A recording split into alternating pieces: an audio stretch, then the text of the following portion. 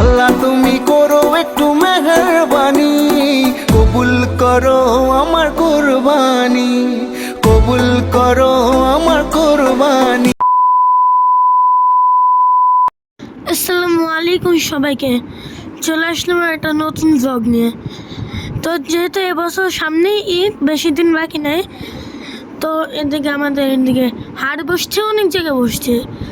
এদিকে শাপলা চত্বরে একটা হাট বসছে। তো আজকে আমি, আম্মু আর আব্বু আর আমরা তিনজন চলে আসছি এদিকে।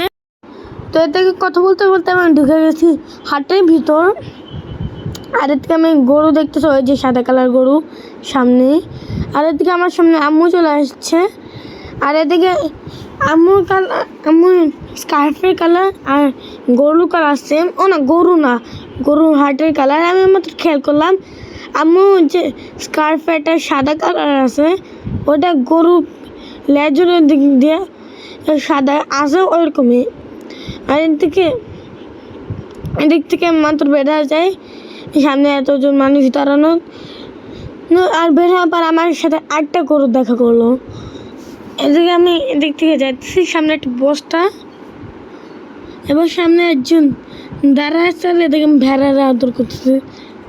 এটা পুল পাড়ের নিচে ছিল, এতগুলো ভেড়া ছাগল নিয়ে রাখছে। যেহেতু ভেড়াগুলো আদর করছি, ছাগলগুলো করতে যায়নি, কারণ ওগুলো অনেক বড় বড় শিং। আমরা একটা মারা দিলাম বিশেষ। আর এদিকে আবার হাটের ভিতর ঢুকছি। এদিকে দেখো আমি কয়েকজনের সাতখান খাওয়া নিতেছি। এটা বলছে আমাদের এরা নাকি 5 দিন ধরে আছে এনে। আর এনে 12টা গরু আনছে, একটাও বেচা হয় নাই। ভাবতেছি যে কালকে ভালো মতো গরু কিনা বেচা হবে। আর 1.5 লাখ থেকে গরুর দাম চালু করে 3.5 লাখ পর্যন্ত দাম ভাবতেছে একটুকে দিবে। আর সামনে যে 3টা টানা গরু, এই সামনে যে টানা 3টা গরু, 3টাই দেশি গরু। তো ওনার সাক্ষাৎকার নেওয়া আমার শেষ হয়ে গেছে। আর এদিকে আমি এই গরুগুলো দেখতেছি এখন। আর এদিকে ওনার সাক্ষাৎকার নেওয়া শেষ।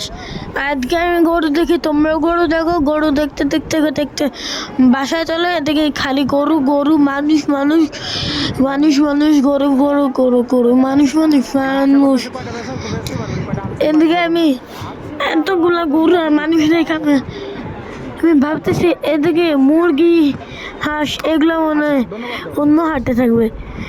আজকে আমি ভাবছিলাম যে আজকে গরুর হাটে আসছি, গরুর সাথে সাথে তো আমি একটু বাইরে যাই, ছাগল ভেড়াও দেখবো। হ্যাঁ, ভেড়া ছাগল দেখছি, কিন্তু ওইগুলা হাটের কাছে না, আমার সেই পুলপাট যাওয়া লাগছে দেখার জন্য। আর আমি ছিলাম এই কচুখাত বাজার, এই কচুখাত বাজার থেকে গেছি। তো এদিকে গরু দেখা শেষ, এদিকে গরুর সাথে ছবি তুলতেছি। এবার আইসক্রিম খেতে খেতে বাসায় যাই। আল্লাহ হাফেজ।